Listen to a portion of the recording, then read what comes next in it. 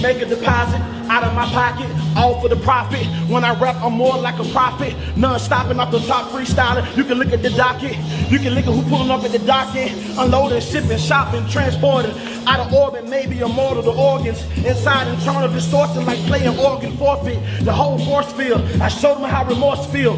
Rapping freestyle my whole life, ain't no court deal. Court time is up. Don't you know it's winding up? They rhyme with us. We ain't afraid of nobody. Tell them line it up, sign us up. Every 4th Sunday, you can come grind.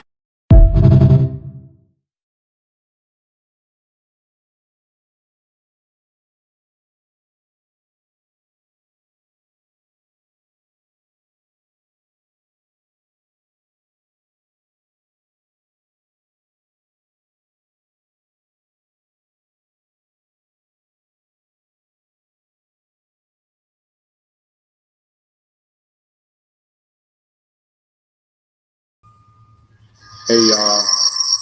Ooh, you got the sound up.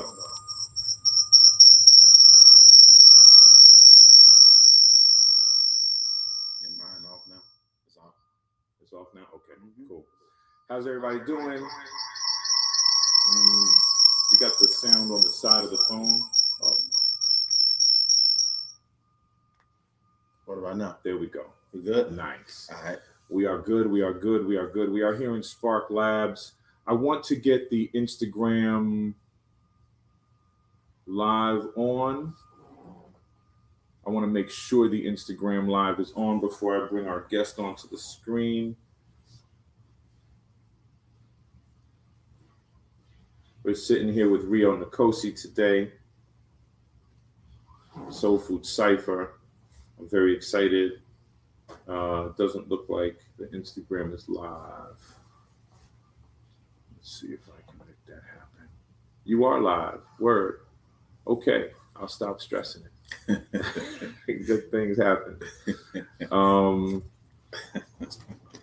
We are here Friday, January 23rd, 2026 at the Spark Lab Initiative, which is a nonprofit. It's a cultural hub. It's a community space where businesses can get a spark. They can get their start going in a community focused on them culturally and historically. So this is a place where you can start your business, get a good foundation, and then hopefully move on into the community in your own spot. There are many shops in here. I think we have 6 in here at the moment.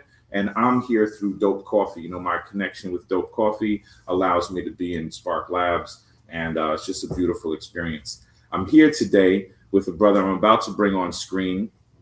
I'm very excited to speak with him.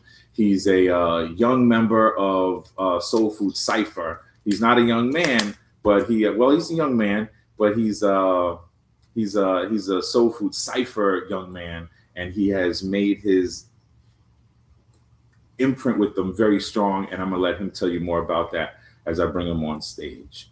So let's bring you to stage, my brother. That's a good look.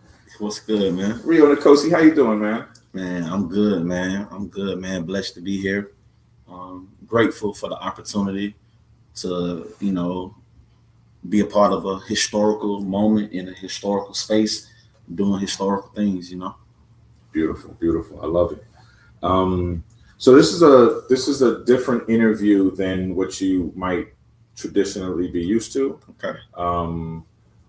So I really want to ask you about yourself and about what makes you try, what makes you keep going. That's what this whole thing is focused on. Definitely. Okay, perseverance to struggle. Yes, sir. So at what age did you discover your creativity? I was like maybe 12, 13. And that creativity at the time that you discovered it, was it the same way you express yourself today? No, but that's the nature of creativity. The inception point don't always reflect the eventual maturation or what you actually become eventually. Like what I'm doing today, 10 years from now, I could be playing guitar, I could be playing jazz. It just all depends on how the universe want to express the inspiration through me. I'm saying that to say that I come from a long line of jazz musicians. On my father's side, my dad was a jazz musician. And on my mother's side, all my uncles, they grew up in that golden era, the 70s, 60s, the quartet bands like Temptations, Blue Magic, Stylistics. So my early inception or introduction to finding out I had some talent was being around my dad and my uncles, and being pulled to the music, pulled to the jazz, pulled to the singing. And it gave me that spark. It gave me that inclination that the gift I seen operated in them also lives in me too. So you come from a family of musicians. Yeah. Do you have anybody famous in your family? Yeah, all of us. That's beautiful. All of us famous. I love that. I love that. That's powerful. Yeah. How old were you when you began to take your artistry seriously? Maybe like around 13, 14.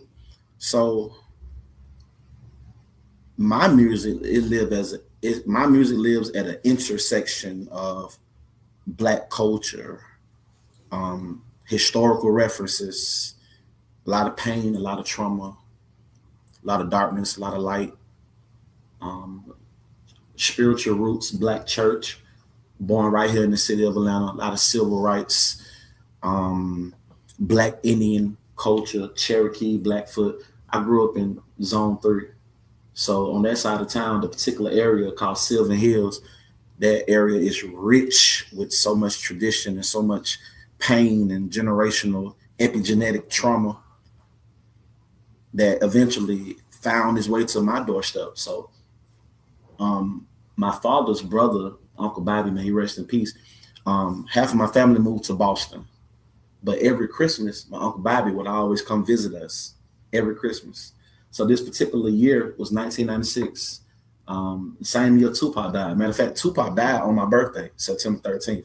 So 96 was a very pivotal year as far as me embracing who Rio Nkosi would become. So that particular year, 1996, my uncle came down like he normally would to visit for Christmas. And because of that trauma that's baked in, that's embedded in the street culture, all of those things, my uncle came down to visit. And just like our tradition, I was up all night with him, going through everything. And the next day on Christmas, he got killed by a drug dealer. 1996, in front of the family, in front of us. How old were you? I was 13. 13 years old. So I'm saying all that to say, yeah, sometimes we got to take a minute, right? So as far as me taking the music serious or taking the gifting serious, it wasn't until I became acquainted with the fragility of life outside of the TV, outside of, cartoons and the fantasy aspect of feeling like you're invincible. When you're a kid, 12, 13, you feel like the world is at your beck end, but to have innocence ripped from up underneath you, it made me go inward. It made me reflect inwardly to try to make sense. Externally, it didn't make no sense. So I had to go internally to try to make sense of what I was seeing outside of me. And when I went inside, my gift was waiting for me. God was waiting for me. The lyrics was waiting for me. The stories was waiting for me. The expression was waiting for me. The ancestral memory that had been deposited was there waiting for me. And even though my uncle's untimely demise, in a way, I feel like it was still an alley-oop from God that say, now use that as a bridge to begin the real journey of self-discovery. And that's when I took it serious. After that Christmas break, and I came back to school, and it's like all my teachers, all my friends, the principal, like everybody was giving me this pass because my behavior, at that point I had been like shunned in the streets. But when that happened, I had to go through that process of anger and expression, fighting, sports. I went through that and I got a pass, and that was God giving me a pass too. Because I came back to school and like letting my pain go on, like just with whatever. And that gift was like a lighthouse inside of me, growing brighter, brighter, brighter. And to this day, at 42 years old, I was 13 then, I still pull from that chain of connectivity that links all the way back to that young child trying to process the unprocessable. If that's a word. But as artists, we can create words too. So, you know, maybe as rappers, maybe I need to coin that phrase before they put it on a t-shirt, you know. That needs to be a record. That needs to be a record. Unprocessable, you know. But you answered my next question and opened up a whole bunch of new ones, which is beautiful. I was going to ask, was there a defining moment? Now I know that. Yeah, that was it. 1996 is the year I got out the Marine Corps. Wow. And I was here in Atlanta in 1996, Christmas, you know. So that's very, that's why I was taken aback by that, you know, the intersections. 96 in Atlanta was definitely not a great, like the 90s in Atlanta were rough. Yeah, it was rough. Miami boys, Red Dogs. Exactly. Like at one point, Atlanta was one of the killing capitals of the country, you know. The killing fields, and we're right here, like Sweet Auburn Avenue is. This is paved with blood. What ward are you from? What I'm part from of Zone 3. Zone 3. I'm from the SWATs, Southwest. Okay. Yeah. I'm from the same place with Dr. King. He from Zone 3 too. Right. You're the same place where Create ATL is, where Soul Food Cypher is. It's 5 minutes down the street from where you were born and raised. Yeah. Create ATL is so you feel like you're at home when you're there. It's a full circle. You know how many times I done walked past that building in life? You know how many times I've crossed those tracks that's adjacent to the building? You know how about the other side of the tracks in Atlanta for folks who don't understand Atlanta. America has two. We know there's two Americas. Atlanta has a very divided. It's very divided. City. It's very divided, and those tracks are very significant for a lot of reasons. So, for people that don't know the history of Atlanta, so let me just give them, because tomorrow not promised. So we got an opportunity. Let's go ahead and put it on the record for those that's coming behind, for those that's interested in furthering the conversation. So first of all, Atlanta, the real name of Atlanta was Marthasville.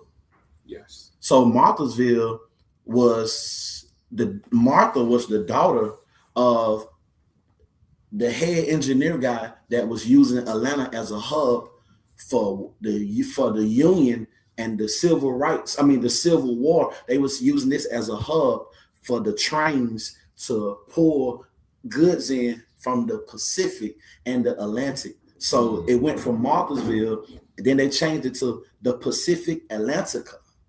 Then they changed it from that to Atlanta.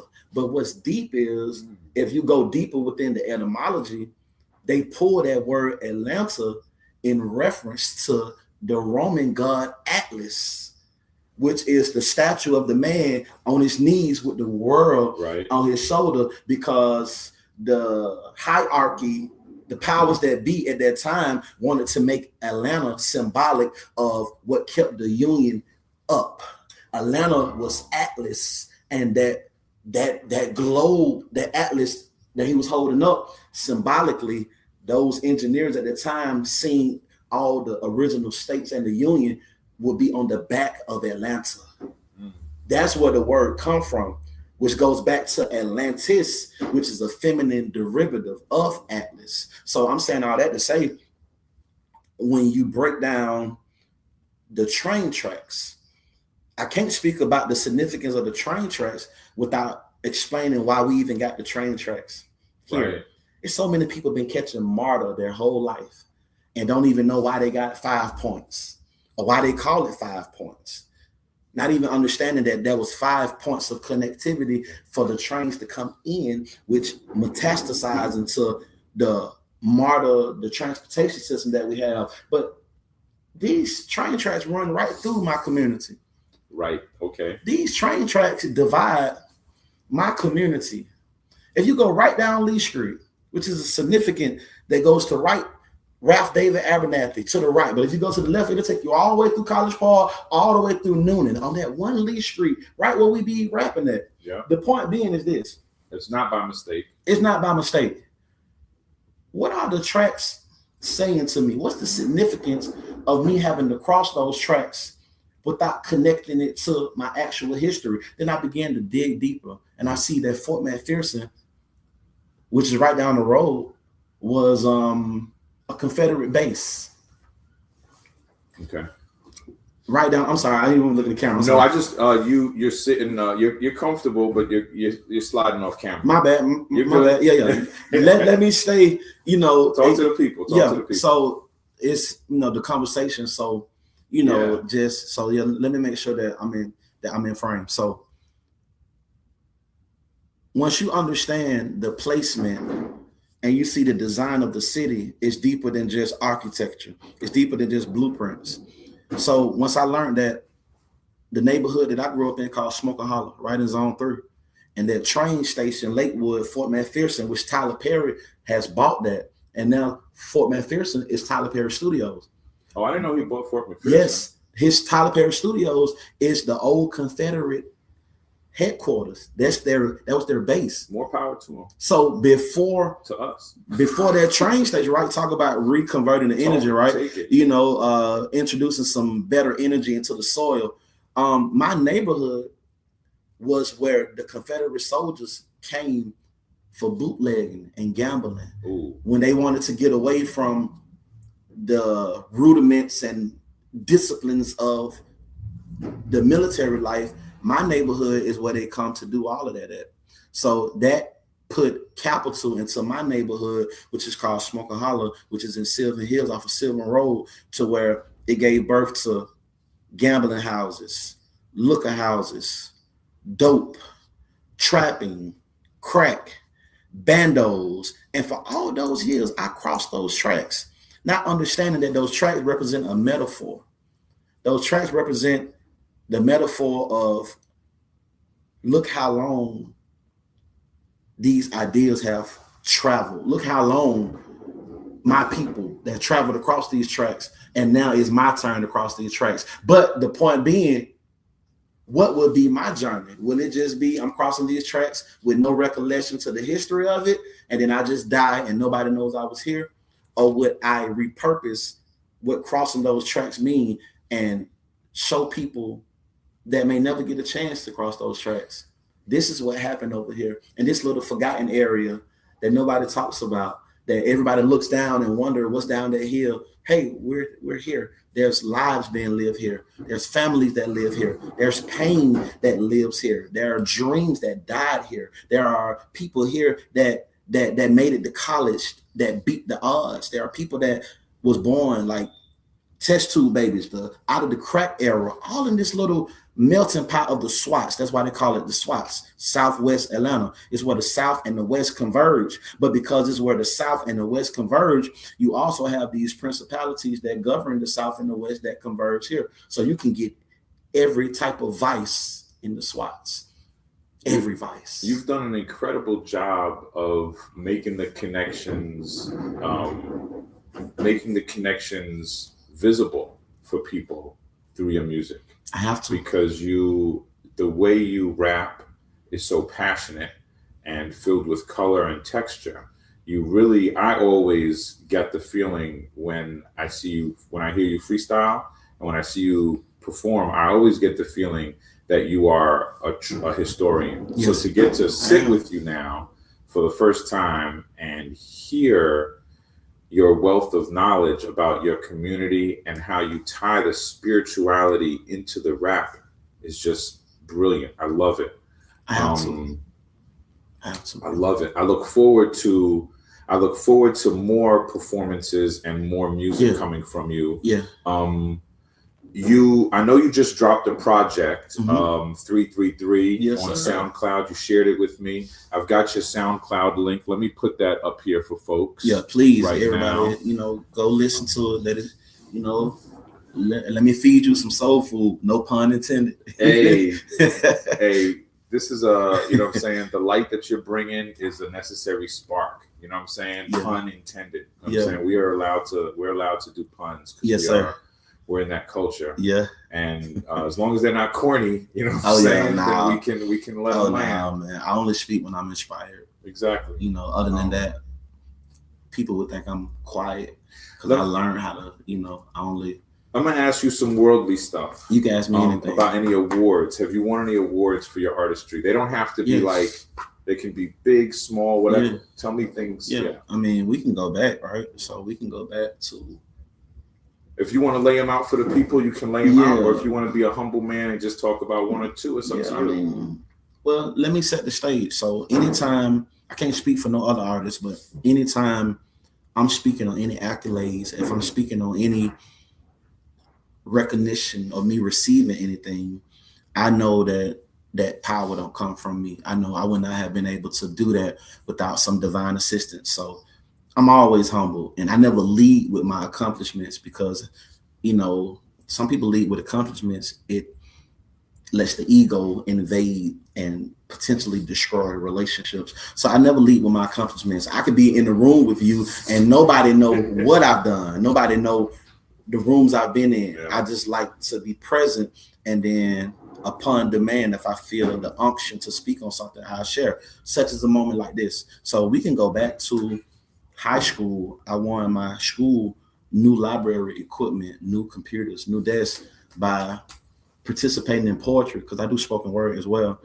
I did a poem called "My Wings Won't Fly," and it was a requiem for one of the engineers named Ron Gore, who had embraced me and taught me some engineering mechanics. Requiem. And he had got into an accident that damaged his brain.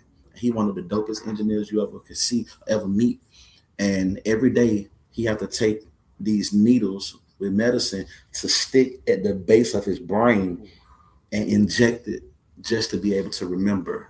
When I say remember, I'm talking to remember, like if he step on this carpet, he can remember. But if he go outside and his feet touch the concrete, his brain will forget that texture of the street and his legs will crumple, and we got to pick him up and bring him back in the house. And as soon as his feet touch the carpet, he get his strength back.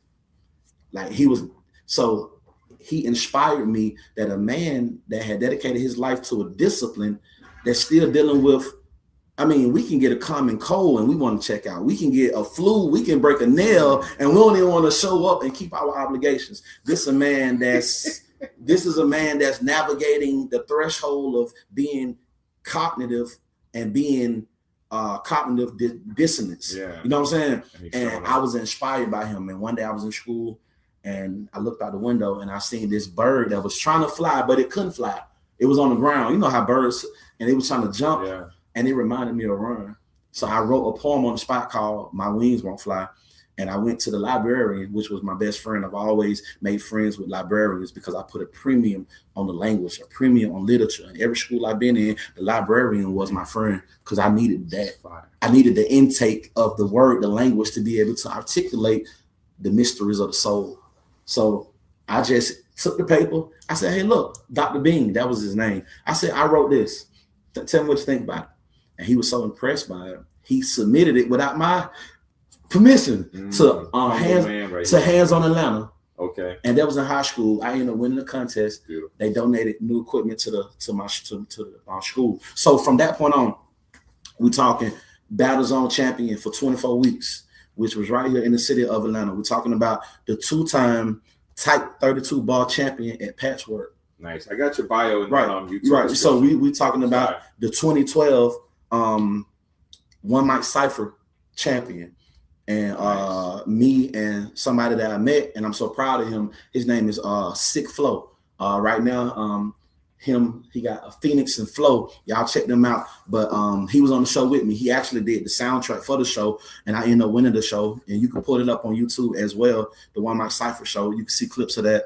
2-time Juice Award at SFC, where I've been surrounded by some of the most incredible MCs, dope MCs, lyricists, intellectuals like yourself. That's why I met you at, and I was instantly humbled by your delivery, instantly humbled by you being able to pull from the ether in a way that my brain is wired differently, and just to be amongst you guys. See, I didn't win those awards because of me. I won those awards because when I came in, y'all elevated me. Because I'm a student and a teacher, and those doors are parallel. They're always spinning. Right. So I put myself amongst guys, amongst creators and artists in Soul Food Cypher. I'm so grateful that I found my tribe. That's how I look at y'all. When I heard you rap, it made me better. Oh my God. When I heard, I'm being honest. This is like this. I'm being as transparent as I can because people need to know what's real. They need to know the transparency. I want you to talk about Soul Food Cypher right now because I know you're a member of Next. Yes, SFC Next. Excellent in the building for sure. Because I as Soul Food Cypher is as like relevant, historically relevant as Sweet Auburn Avenue, where we're having this interview right now. Yeah, Soul Food Cypher has been around for what, 17 years? I believe 17 years. Consistently, it's been around a while. As a maybe that was 2 years ago when I joined. Maybe it's 19 years now. Oh wow, I joined 3 years ago. This is my third year. So maybe time flies. You know what I'm saying? But, I want to say 2013. I thought, but I don't know. But yeah, that's right. And shout out to Cause One. All the people that make it possible. You know what I'm saying? Shout out to Zano Bathroom and all the people that made it possible, all the people that was doing it before any recognition showed up. And I think that's the power of why it's still relevant, because normally when people don't get instant gratification, when they don't get instant visibility, their dreams shrivel up because their dreams was never anchored into why they were doing it. So the reason it's been prolific and still was around for me to join is because when they started at the inception of it, the foundation was anchored to a real reason of why they're doing it. They started for culture. They didn't start for clout. They didn't start for clout. It's easy to keep going if nobody's watching. Yep. So like this interview right now. Sometimes I've got 5 people on the live. Sometimes I've got 20. Sometimes I've got none. You know what I'm saying? I haven't been consistent on these interviews, and so today we have nobody checking in for us. It's also a Friday work day, and I announced it yesterday. So there's all these things that happen, but the love of the culture allows me to bring it together and make it happen whenever an artist taps in. I've had you and Fleetwood. Big shouts to Fleetwood. If you don't know about the Underdogs podcast, I did a show. Okay, dope. Yeah. So Fleetwood reached out to me this year, and you reached out to me this year, and I wasn't even doing outreach. I wasn't even blasting out, come interview with me. And when the brothers reached out, I'm like, yeah, let's do it. Let's make it happen. No questions asked. I'm like, I'll make dates and make the time happen because I care about the culture. Yeah. It always find you when your intentions are pure and when you put seed in the ground. See, we're only responsible for putting the seed in the ground. That's right. But the process that happens underneath the soil, that's all independent of you. We got to take care of the soil. We got to put the seed in the soil, and then we got to take care of the soil properly. That's why I found you. That's why, because think about it. I've been knowing you for like a couple years now. Right. But the timing, the alignment. Was it through Fleet's interview? Talking about that I met you? That you for this particular podcast. Yeah, so I like to show support to people that support me. You know what I'm saying? I believe in paying it forward. Most definitely. So what would it be like if he opened up his platform to interview me and my only interaction with him was based on what he could do for me?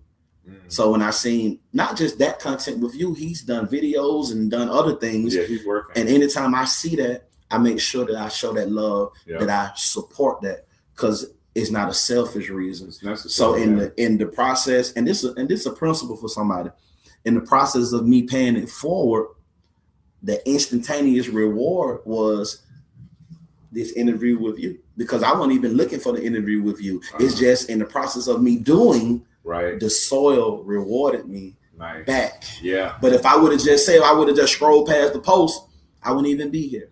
Yeah, I wouldn't even be here because that door only opens by acknowledging somebody else. That's a principle of gratitude. Hey, look, man. Yeah. Hey, Si, look, That's man. fire, man. I'm being man. You make really excellent points, and I believe they touch home. They hit home with me. How do you intend to impact the world with your music? Yeah, you have So you can. This is a chance to. I'm going to ask you about goals if you don't get into it. So I want to know about. Yeah, definitely. Okay. So to segue that in, me impacting the I got to stop you real quick. I'm sorry. You're doing a great job of answering the questions that are coming up. Mm-hmm. Some people are very shy and don't offer much. So it's a great interview because you answer the next questions on your own, which I love. Oh yeah, man. Nah, man. So how do you want to impact the world with your music? Yes, sir. Yes, sir. Like I was saying, it's a perfect segue, right?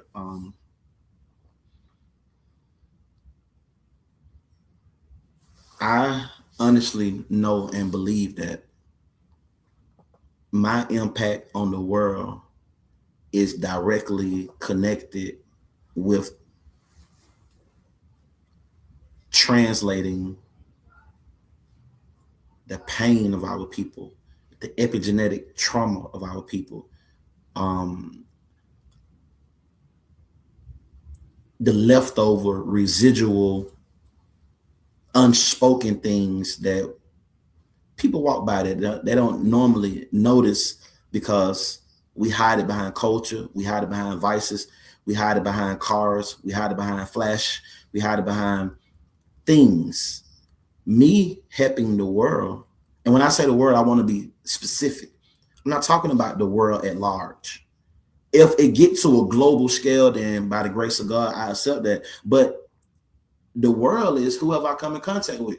Like right now, we in this shop, the Dope Coffee with all of these minding my black business owners, and right here on Arbor Avenue, this is a world. This is a world. This is a world. We have to understand what the definition of world means, right? You play video game, that's a world. You can build a world through assimilation. A world just means a social contract agreement that people have bought into where they're able to interact with each other on some basis of commonality. So I want to impact the world. Whoever comes within my planetary orbit as a person, whoever I'm able to affect and pull in, I want them to leave with the understanding that Rio Nkosi was willing to sit with the difficult questions long enough to bring them back the answer.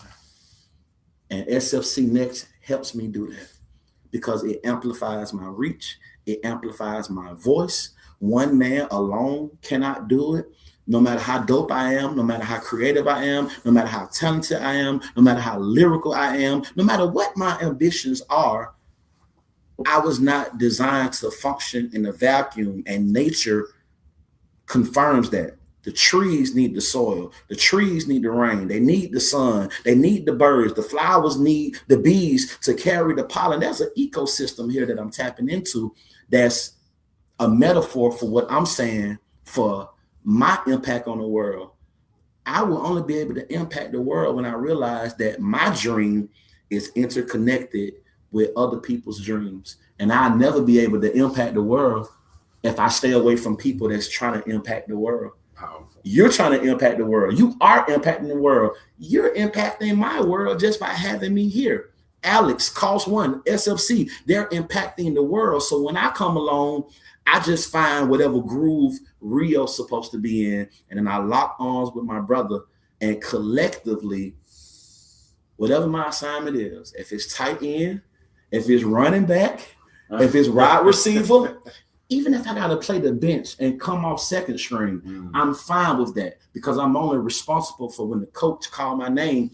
That's when I'm going to execute. Powerful. And that's how I look at it. Sway says, stay humble but hungry. It's true. Sway in the morning always says that. Yeah. Like a bunch of hungry hyenas. Can I ask you a question right quick? What's up?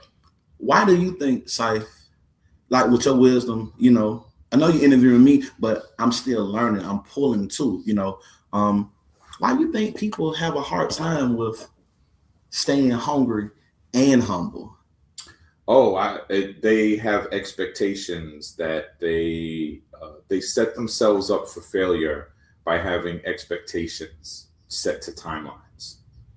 So it's necessary to have expectations. We have to want things for ourselves, you know what I'm saying?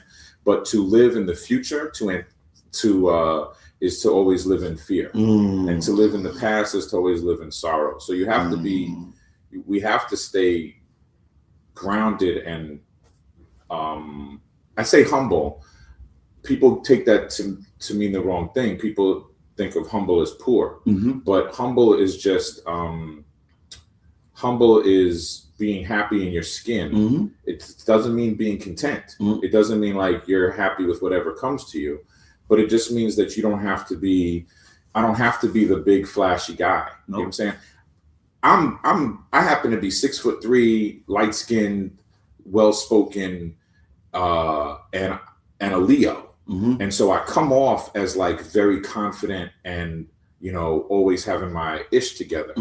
But we all deal with imposter syndrome. We all deal with self-doubt. I have had a really tough life. And so I think people give up because they expect other people to know what their life is like and know what they're going through.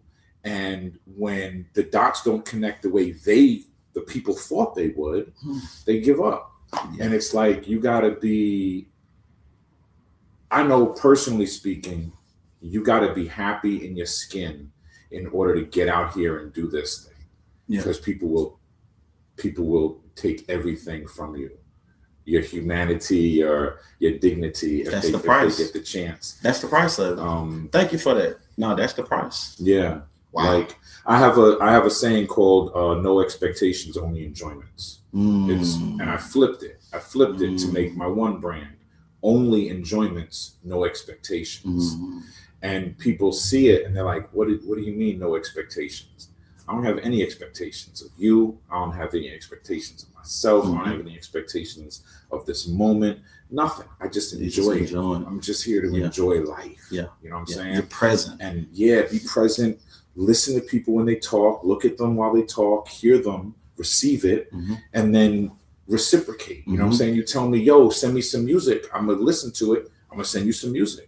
When you don't get back to me, then the next time we talk, I'm going to still be looking at you. But I already know. I already know that you didn't listen to it, or if you did, it shook you and you couldn't call me. You know what I'm saying? And so I've just allowed it. I've sat with the greats. You know what I'm saying? I'm sitting with the greats right now. And I have, and I know I will my whole life. I started in this thing with one of the illest in the game. You know what I'm saying? And then my life has continued like that. Wow. Like I don't want to name drop because this interview ain't about me, but I've been with the biggest names in the game. In the same room with them, made music with them. And I keep going because I genuinely love it. Like I'm gonna be that dude who's 80 years old. It's your life path. Let me ask you on that note, because you were going into there anyway about difficulty. Have there been any difficult times that made you want to quit? What made you keep going? Absolutely. I think the invitation to quit is always there. It never leaves. It's always present with everybody who lives on the edge, everybody that lives on the cutting edge, because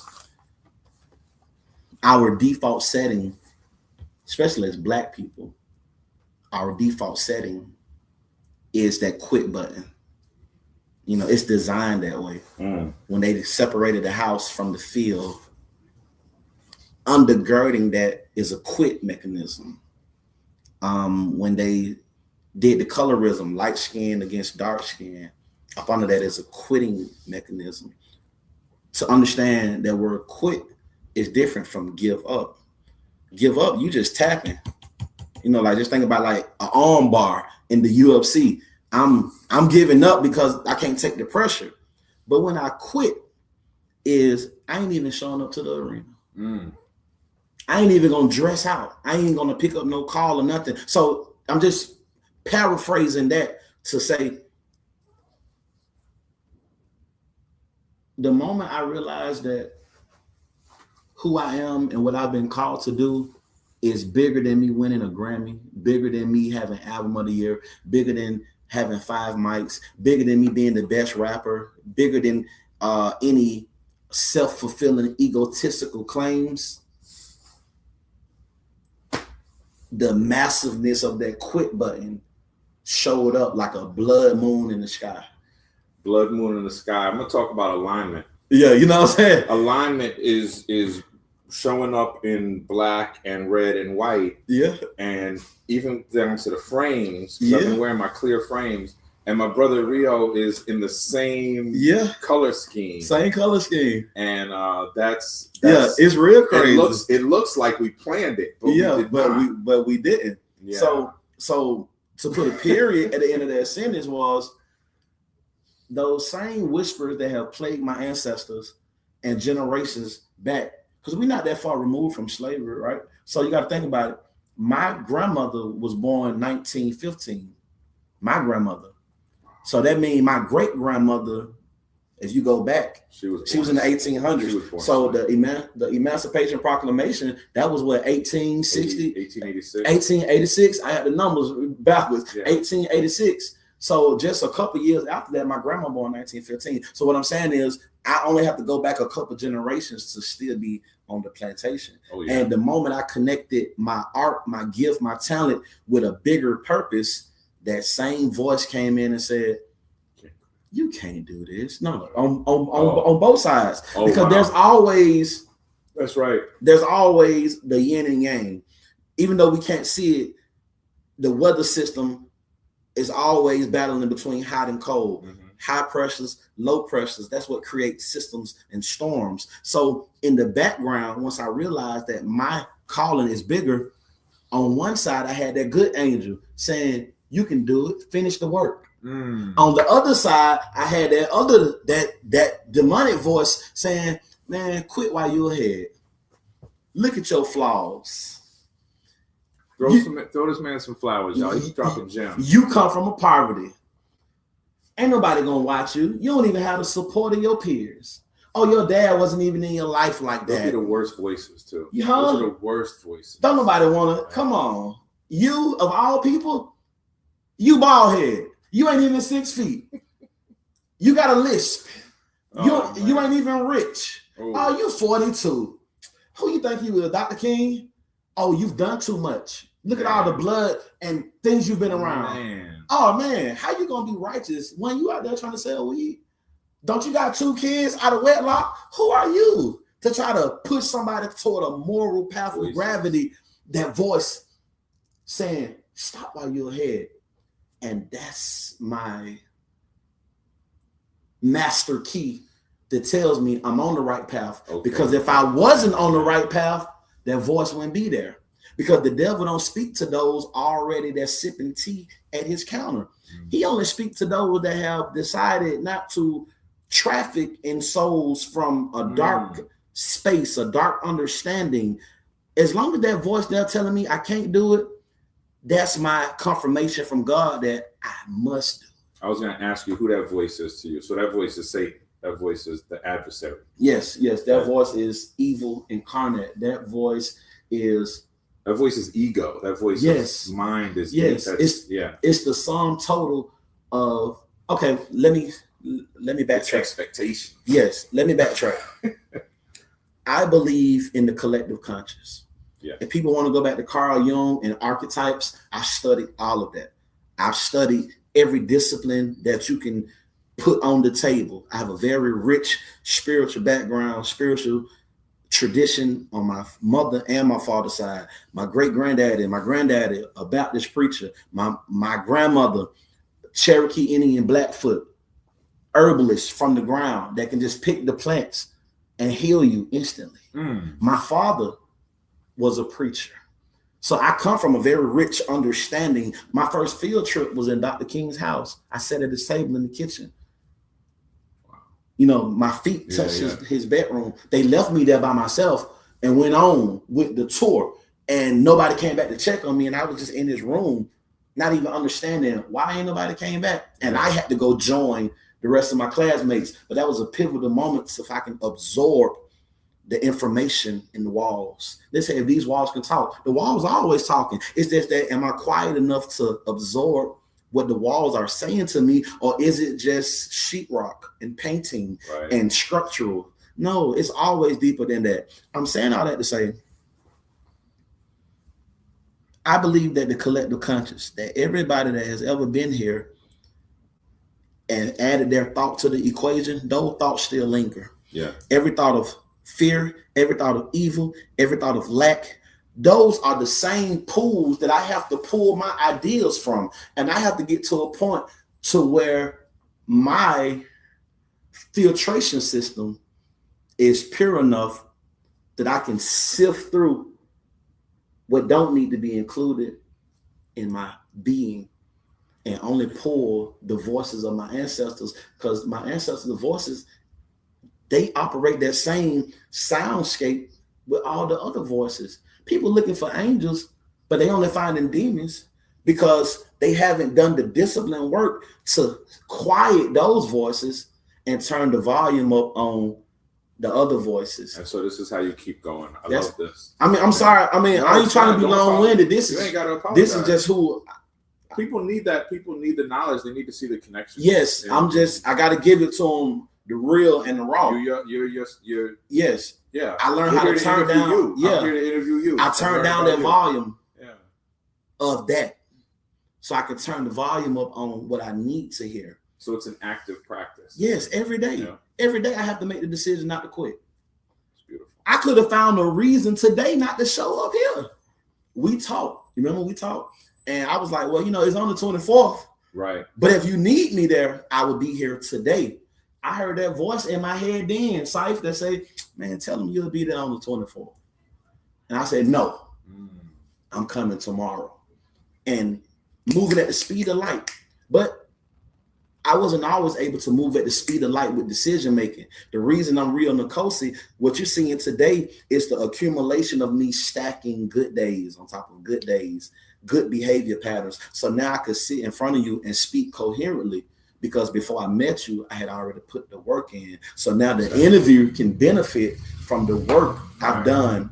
So, you know, opportunity comes to the man prepared. That's right. But if the man not prepared, opportunity gonna make him look like a fool. The people who are looking from the outside call it luck, but the person who's been working on it knows it's just preparation. What? Leon, if you get to work with anybody on any song or any creative work, any discipline, any artist from any genre, alive or passed on, moved on, who do you work with? What's the project? Man, I got multiple, but I need one. Just one. This is everybody's got can be anything. Hip-hop. You could be you might have a secret passion for sculpture. I don't know. No, if I could work with any artist, if I had to just pick one artist, it'd be Sam Cooke. Sam Cooke? Yeah. Ooh. Yeah, it'd be Sam Cooke. And would you make us like that's fire. Yeah, it'd be Sam Cooke. Okay. Yeah, it'd be Sam Cooke because so he's no longer with us, but he's like he was in the would you say pop? Is he like R&B pop? No, he came. He got background and he started in the church. I listen to Sam Cooke, but I'm trying to like say what genre would that be? Was it pop music back then? It was I don't know, swing. I don't know. Yeah. I think they were still defining what it was. Okay. Because it was so ahead of its time. So what would you do? Would you rap? And Sam would be singing? Yeah. Okay. Yeah. I mean, I would sing if he wanted me to, but I would leave that to him because it's so sacred. You're the first person that said Sam Cooke. I've had 16 interviews now. Yeah, I would let him sing, unless he tried to rap. Now, if he wanted to rap, then we would just have a hybrid track. But nah, I would just let him. He wanted to rap. Yeah, if he wanted to rap, and then I'm pretty sure he, when people operate at such a high clip, all the the utilities are there, whether they choose That's to engage in it and not. No, I was just let him sing. Yeah, because you can make the beat. You can make the music for him. Yeah, I would use his voice. Right. I would let his voice be the music. I want to ask you, how long you've been creating and producing? Because we got to talk about that a little earlier. Yeah, definitely. And then what sources, I would normally say, what sources do you use for inspiration? But since you're a producer and a rapper, I want to know about your production background. Yeah, so you've been producing for over 10 years, you said. Yeah, longer than that, since like early 2000s, late 90s, early 2000s. Okay. So my dad's jazz musician. My uncles came from that golden era. So I already had the interior design necessary to express the gift in that capacity. You understood music. I understood song structure, notes, tempo, arrangement. With nobody, I'm self-taught. So, I taught myself how to play the keys. I play piano. When you grow up in a musical house, it's just there. You know what I'm saying? I play the organ, I play in church, all those type of things. And when I first started, I started on Casio keyboards, whatever I can get my hand on. Okay. At school, beating on the table with pencils, just the rhythm was calling me. Whatever I can get my hands on. Grassroots, clapping, whatever I can get my hands on. And then my first beat machine was called a Dr. Rhythm. I don't know. 808. It's like, this is old school. When I started rapping, they didn't have computers. They was using little 4-track workstations. Okay. You know what I'm saying? Okay. Yeah, they were using workstations. They weren't using the ADATs and floppy disks. Yeah. And I upgraded from a Dr. Rhythm to the MPC XL 2500. Nice. When I got my first record deal with this label called Mactown, I got signed as an artist and a producer. What age was this? I got my first record deal. I was 19. 19 years old. 19. Y'all. I asked him about accolades earlier. He didn't get to it, but 19 years old, first record deal. Yeah, I don't lead with that. Like, you know what I'm saying? Good, so I got because you're 42 and you're still doing it, and you're you know what I'm saying, and you're humble but hungry. It's just a beautiful place to be. Yeah, definitely. Yeah. I'm glad I didn't get signed back then. Like I'm the same way. Like world renowned, and I had so many opportunities. But if I would have got the recognition back then, I probably would be dead. That's wisdom, to realize that it wouldn't have been the right thing. Yeah, it wouldn't have been the right thing because my message wasn't right. Yeah. I was still combing through the kinks, and I used to look at it like, God, why you let me go through all this and all these opportunities? That 11 hours and the contract just fell, or all these opportunities, people I've been in rooms with. Why did my deal not go through? People that I've helped, people that I've sold into have went on. Even the creator of Snap Music, K-Rab, that he's a producer from Atlanta. We went to Thera High School together. He produced the Laffy Taffy for D4L. Oh yeah. And Do the Pool Palace and Bubblegum. Big records. Do it. Yeah. Me and him were like real like brothers at one time. I transferred from Washington High School to Thera. And for like that year and a half I was there, me and him became real close. We used to rap together. I shared producing techniques with him. We done wrote songs together. He went on to, as our paths diverged, he went on to become an A-list producer. And we still talk on Facebook and stuff. And I used to always wonder, like, man, God, like, I got all this talent. Why?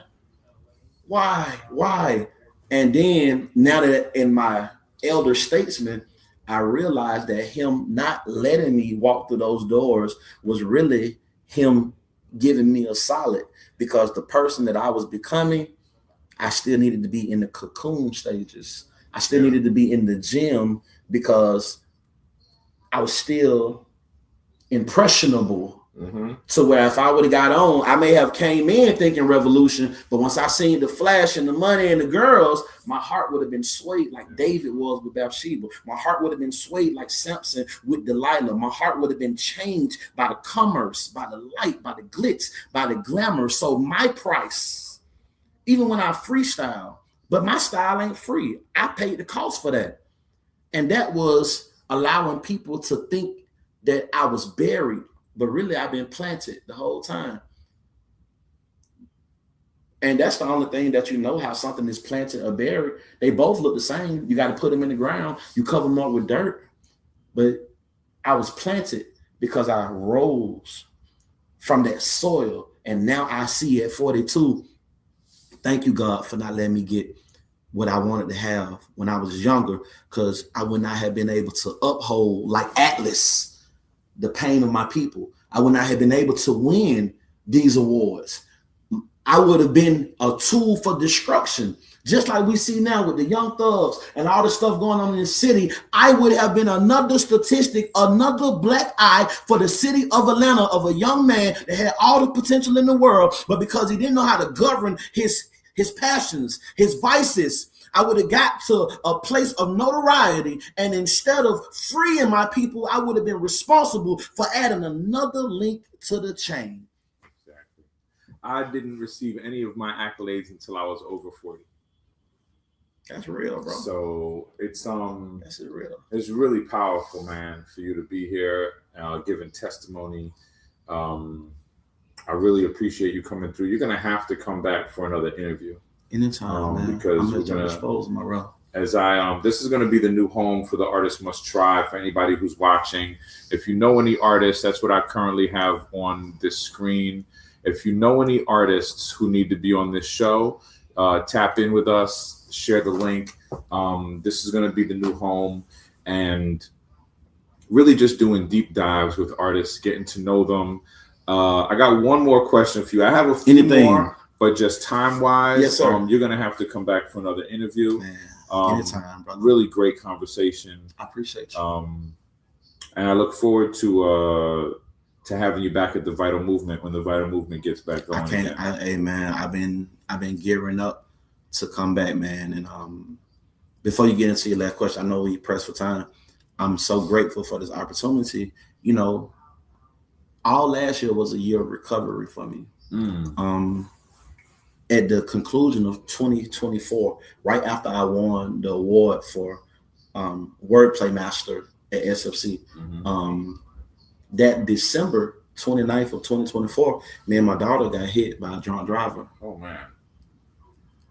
Nobody knows this except for those closest to me. I mean, Alex and them know, but I'm sharing it now to show you the power of what I'm getting ready to say as we close.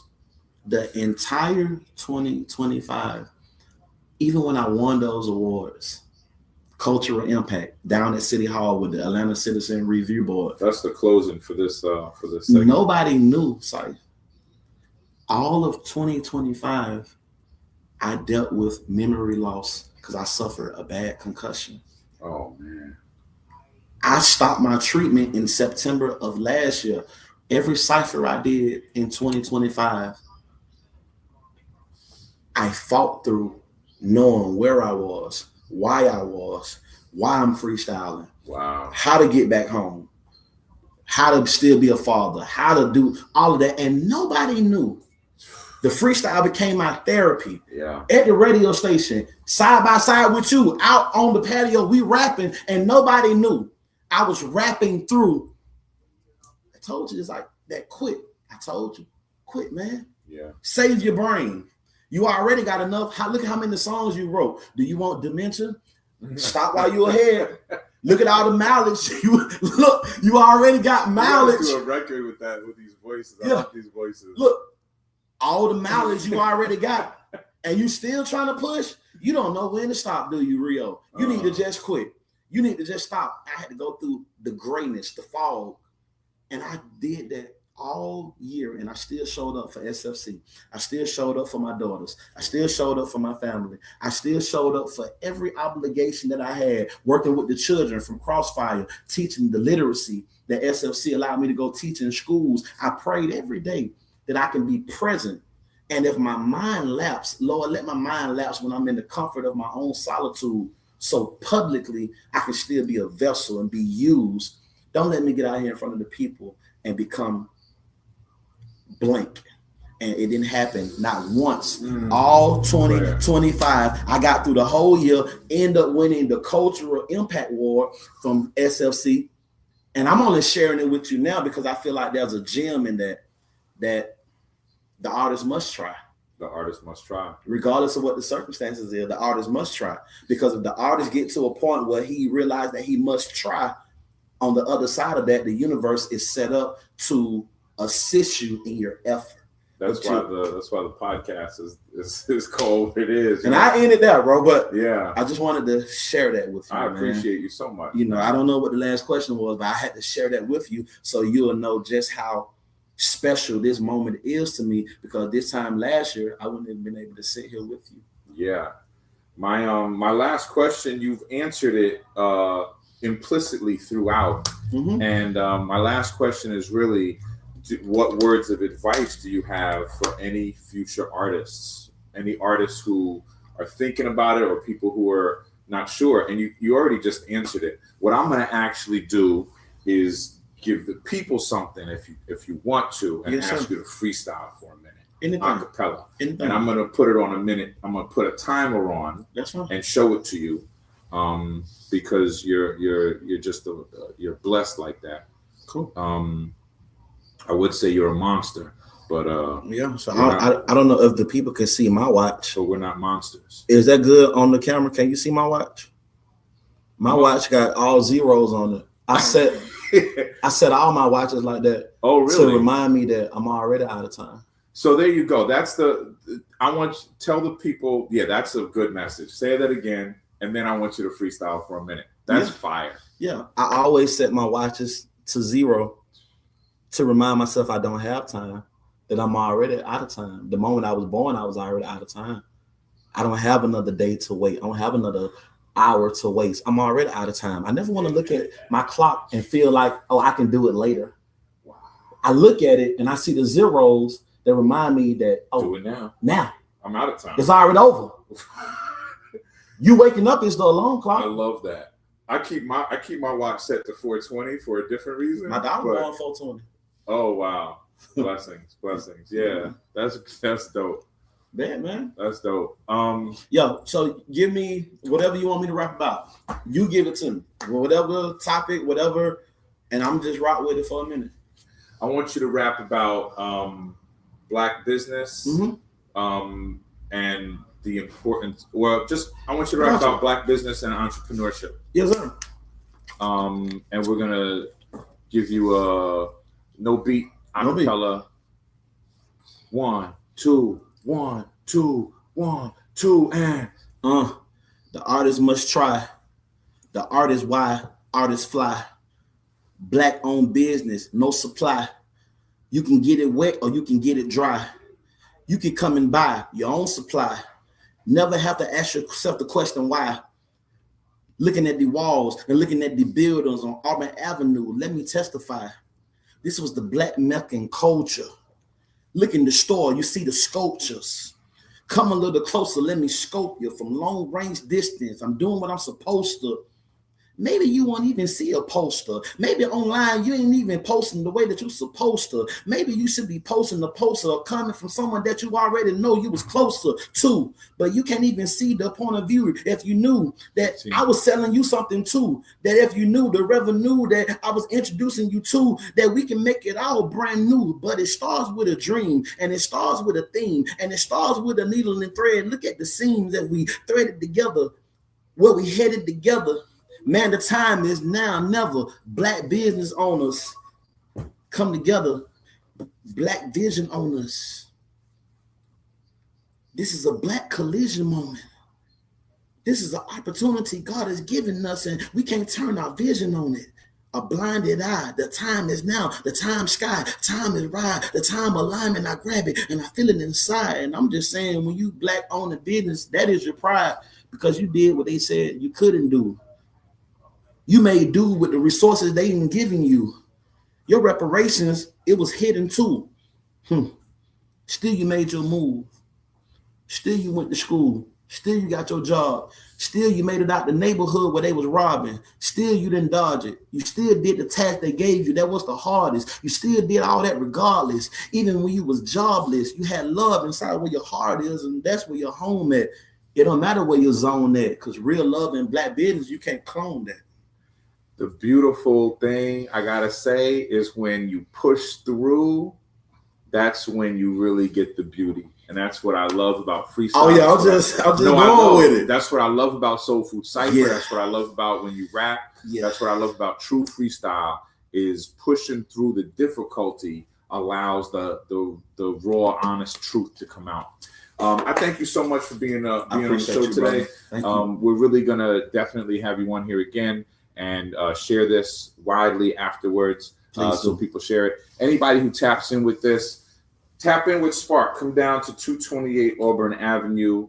It's a storefront. So there's about 5 different vendors in here, 6 different vendors, beautiful products. You can come and support local businesses. Buy something, support this brother Rio Nkosi. I'm gonna put his SoundCloud up here again. Go to that page, subscribe, check out his IG and my YouTube, man. and the YouTube. Please, if I can drop it, if you don't mind. Yeah. So go for it. Hopefully, when we get back together, we can go deep in that. So I started my own genre. Okay. My genre is called urban sacred realism. Okay. Right? Because I don't fit into no category. I'm spiritual, but not spiritual enough to be accepted by Christianity. I'm urban, but not urban enough to be accepted by the street. And my interpretation of what's real, it got gray areas. So I had to create my own genre for people that just like me, that stand at the intersection of the holy and unholy, saved, unsaved, the living and the dead. Like I traverse that line. You have embraced your shadows. Yeah, I embrace all of that. Yeah. And I am the interpreter of those shadows, right? And light. So my channel is Urban Sacred Realism. Urban Sacred Realism on YouTube. It's a new genre I created. I do got some content. Hopefully this year, I can finally give my channel the attention that it needs as I begin to drop some of my canon, some of my long form videos started on February 1st. So I'm excited about where God is taking me and opportunities. Even doing this interview is like a signpost that I'm moving in the right direction. Beautiful. So thank you, brother. Thank you, brother. Thank you. On that note, we're going to tune out and just tell you to keep on trying. The artist must try. Thank you so much for being here today. Do it now. Artists must try. You already out of time. A dream for a just world. Yes. One city, one team, citizens and police working together. Rio, I've always dreamed in color, not black and white. Therefore, my dream for a just world is exactly what the universe advertised. Standard size planet, but when standards die, planning needs rewashing, sanitize, watching, fantasizing just because. Rio Nkosi. Can just be us. We must analyze, annals of time, window shopping, mannequin time. Soul Food Cypher, no less. Yeah. There you go. Enterprise, intertwine, energizing signal, got us connected like Verizon. Rise above the horizon, in one city with many smaller cities inside it. And really that's a picture, microcosm of society. E pluribus unum, they understood the assignment. Out of many, one team, what does one mean? If one means love thy neighbor, we need a moment of silence. You can hear the mother crying louder than sirens. Baby dad is a prisoner, he's a victim of violence. Everybody coming outside the community who want the boss fight. Grandmother caught up in the crossfire. Let the lawman come avenge her. Hit the bullseye like Hawkeye. How do you want your name remembered to mention when it's in the archive? This is America. We not working for apartheid, even part-time. This is Atlanta, the city where family matter more than anything. And you can see the sparks fly like Jubilee. Believe that you shall receive. Citizens and police working together. Roll up your sleeve. Cause we can make this a reality. Beautiful occasion. Sure. That's the head coach of our team. Fear keep us locked. Love is the master key. We have to start respecting each other as human beings. The whole world needs unity, and we gotta start with you and me. All together now. The whole world needs